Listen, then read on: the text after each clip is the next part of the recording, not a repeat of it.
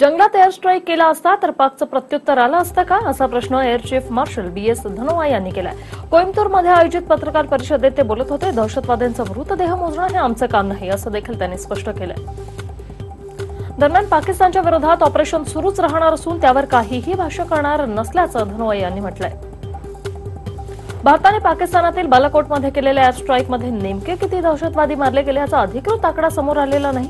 पण भाजपचे राष्ट्रीय अध्यक्ष अमित शहा यांनी भारताच्या एअर स्ट्राईकमध्ये 250 पेक्षा जास्त दहशतवाद्यांचा खात्मा झाल्याचा दावा केलाय. जम्मू काश्मीरच्या अखनूर सेक्टरमध्ये आज पुन्हा पाकिस्तानकडून शस्त्रसंधीचं उल्लंघन करण्यात आलंय. उखळी तोफा आणि LMGचा मारा यावेळी सैन्यावर करण्यात आला, तर भारतीय लष्कराकडून त्यांना चोख असं प्रत्युत्तर देण्यात आलं. सकाळी 6:30च्या सुमारास हा गोळीबार थांबला.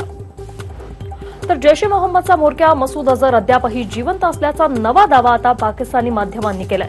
रविवारी सायंकाळी अझरच्या मृत्यूवरून पाकिस्तानसह जगभरातून विविध दावे प्रतिदावे करण्यात येत होते. त्यामुळे अजूनही मसूदच्या मृत्यूवरून संभ्रम मात्र कायम आहे.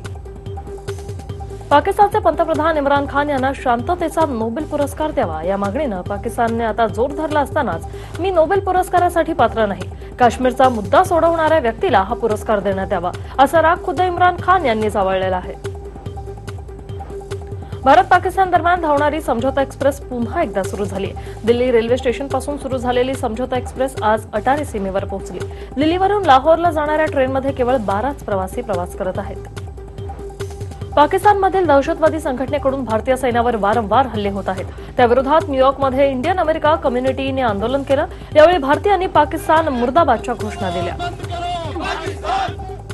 पंतप्रधान, तुम्ही खोटं बोलत आहात, लाज वाटत नाही का, असं ट्विट राहुल गांधी यांनी केलं. अमेठीत ऑर्डिनन्स फॅक्टरीच्या उद्घाटनाचा दावा पंतप्रधान करत असले तरी 2010 मध्ये आपण स्वतः हे उद्घाटन केल्याचं राहुल गांधी यांनी म्हटलंय.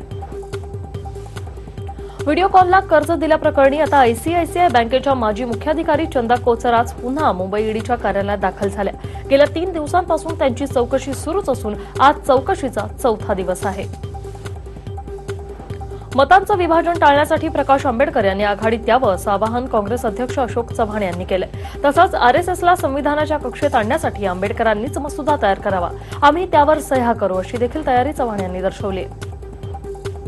मुंबईच्या खासगी विनाअनुदानित शाळांमधील शिक्षकांना अनुदान मिळावे यासाठी शिक्षकांनी मातोश्रीवर आंदोलन करत आम्हाला न्याय द्या अशी मागणी केली. गेल्या 20 दिवसापासून हे शिक्षक आझाद मैदानात उपोषण करत असूनही अद्यापही त्यांची दखल घेतली नाही. त्यामुळे अखेर त्यांनी मातोश्रीवर धाव घेतली. शिवसेना नेते अनिल परब यांच्या हस्तक्षेपानंतर मात्र हे आंदोलन मागे घेण्यात आलं.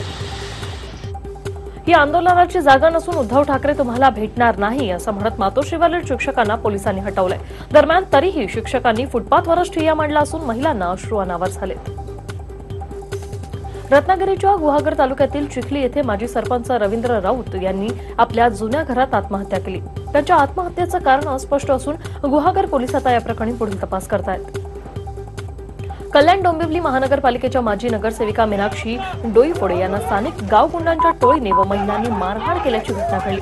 या प्रकरणी खडकपाडा पोलिसांनी 10 ते 12 जणांवर गुन्हा दाखल केलाय. भारतीय सैन्याने पाकिस्तान विरोधी कारवाई केल्यानं डोईफोडे यांच्या लहान मुलानं फटाके वाजवले होते. दीपेश निळजेकर या मुलाला मारहाण केल्यानं त्याचा जाब विचारायला गेलेल्या मीनाक्षी डोईफोडे यांना देखील मारहाण झाली. नागपूरच्या नरखेड तालुक्यातील मदना गावात एका वृद्ध शेतकऱ्यानं आजारपण आणि कौटुंबिक समस्येतून आत्महत्या केली.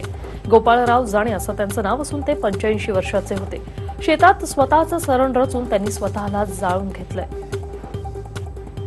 इचलकरंजीत पूर्व वैमनस्यातून एका शिक्षकाला 3 दिवस एका खोलीत डांबून ठेवत मारहाण करण्यात आली. या प्रकरणी सारंग माने आणि अमित ढगे यांच्यासह 3घांविरोधात गुन्हा दाखल झालाय. शिक्षकाचं नाव विश्वास गायकवाड असून शिक्षण संस्थेतील आरोपींनी केलेला भ्रष्टाचार त्याने उघडकीस आणला होता. नांदेडच्या अर्धापूर तालुक्यातील लहान गावात नराधम पतीने आपल्या पत्नीसह 1 वर्षाच्या बाळाची विहिरीत ढकलून हत्या केली आहे. राजू श्रीमंगले असं नराधमाचं नाव असून त्याने स्वतः पोलीस ठाण्यात हजर राहून याची माहिती पोलिसांना दिली. रात्री 8च्या सुमारास ही घटना घडली. साताऱ्याच्या चाहूर पिरवाडी येथे एका अज्ञात युवकाचा जळालेल्या अवस्थेतील मृतदेह आढळून आलाय. या तरुणाचा जाळून खून केल्याची शक्यता पोलिसांनी वर्तवलेली आहे. जालन्याच्या अंबड तालुक्यातील सुखापुरी येथे सुशीला राक्षे या महिलेच्या पोटात बैलानं शिंग मारल्यानं त्यांचा जागीच मृत्यू झालाय. या जनावरांना शेतात चारा घालायला जात असताना बैलानं त्यांच्या पोटात शिंग मारलं आणि त्यांना फरफटत नेलं. या घटनेत त्या जागीच ठार झाल्यात.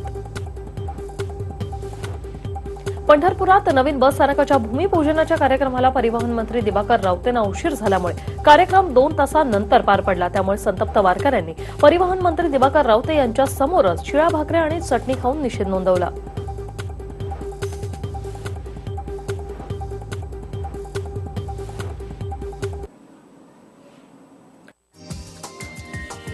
हा व्हिडिओ तुम्हाला आवडला असेल तर असे आणखी व्हिडिओ पाहण्यासाठी TV9चं YouTube चॅनल सबस्क्राइब करा, बेल बटन दाबा।